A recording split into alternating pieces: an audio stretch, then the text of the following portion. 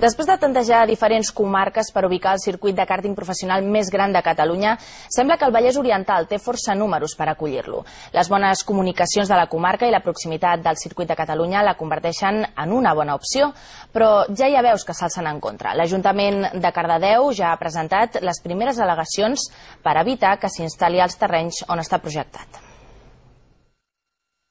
Aquest podria ser d'aquí un any l'aspecte del nou circuit internacional de kàrting de Catalunya que la Federació Catalana d'Automobilisme i una empresa privada volen construir a Llinars del Vallès. Els terrenys que ocuparia són a tocar del municipi de Cardedeu i avui l'Ajuntament ja ha presentat les primeres al·legacions per evitar aquesta ubicació.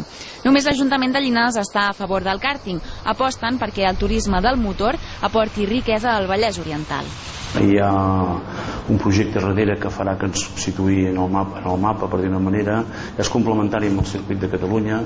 Vic, Rajadell i sembla ser que ara aquests terrenys d'aquí de Llinars del Vallès són els escollits per instal·lar el nou kàrting internacional de Catalunya. El que es faria en aquest sòl que no és edificable és aprofitar les edificacions que hi ha actualment per instal·lar-hi els allotjaments on hi haurien els joves pilots.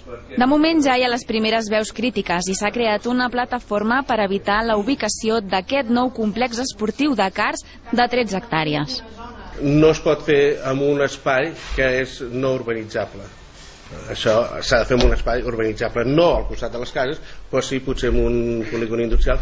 Ara s'està a l'espera que Medi Ambient emeti el document de referència valorant aquest nou emplaçament que es proposa.